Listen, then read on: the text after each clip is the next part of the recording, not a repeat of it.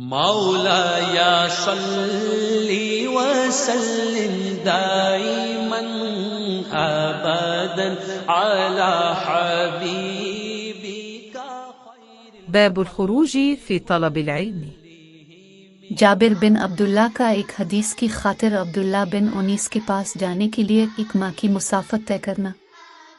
حدثنا ابو القاسم خالد بن خلي القاضي حمص قال حدثنا محمد بن حرب قال قال الأوزاعي أخبرنا الزهري عن عبيد الله بن عبد الله بن عتبة بن مسعود عن ابن عباس أنه تمار هو والحر بن قيس بن حصن الفزاري في صاحب موسى، فمر بهما أبي بن كعب فدعاه ابن عباس فقال إني تماريت أنا وصاحبي هذا في صاحب موسى الذي سأل السبيل إلى لقيه، هل سمعت رسول الله صلى الله عليه وسلم يذكر شأنه؟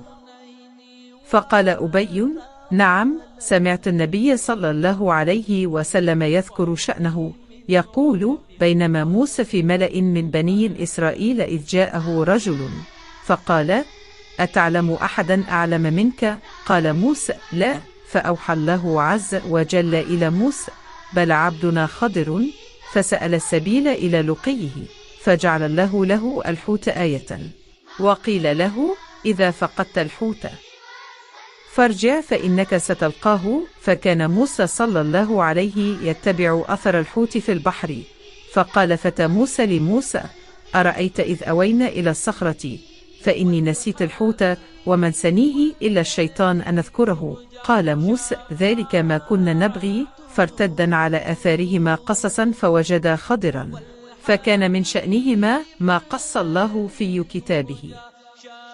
ہم سے ابو القاسم خالد بن قاضی حمص نے بیان کیا، ان سے محمد بن حرب نے اوزا کہتے ہیں کہ ہمیں زہری نے عبید اللہ بن عبداللہ بن عتبہ بن مسعود سے خبر دی، وہ عبداللہ بن عباس رضی اللہ عنہما سے روایت کرتے ہیں کہ وہ اور حرم قیس بن حصن فزری موسیٰ علیہ السلام کے ساتھی کے بارے میں جھگڑے۔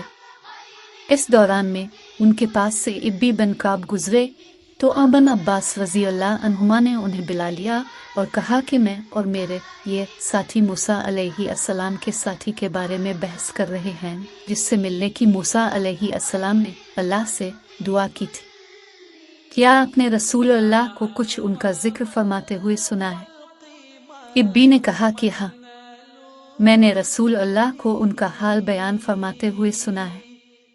اب فرما رہے تھے ایک بار موسیٰ علیہ السلام بنی اسرائیل کی ایک جماعت میں تھے کہ اتنے میں ایک شخص آیا اور کہنے لگا کیا اب جانتے ہیں کہ دنیا میں اب سے بھی بڑھ کر کوئی عالم موجود ہے؟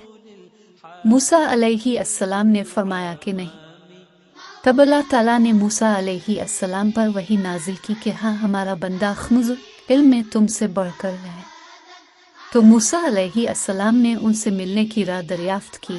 اس وقت اللہ تعالیٰ نے ان سے ملاقات کے لیے مچھلی کو نشانی قرار دیا اور ان سے کہہ دیا کہ جب تم مچھلی کو نہ پاؤ تو لوٹ جانا، تب تم خضر علیہ السلام سے ملاقات کر لو گے۔ موسیٰ علیہ السلام دریا میں مچھلی کے نشان کا انتظار کرتے رہے۔ تب ان کے خادم نے ان سے کہا کیا آپ نے دیکھا تھا کہ جب ہم پتھر کے پاس تھے تو میں وہاں مچھلی بھول گیا اور مجھے شیطان ہی نے غافل کر دیا؟ موسیٰ علیہ السلام نے کہا کہ ہم اسی مقام کے تو متلاشی تھے۔ تب وہ اپنے قدموں کے نشانوں پر باتیں کرتے ہوئے واپس لوٹے۔ وہاں خضر علیہ السلام کو انہوں نے پایا۔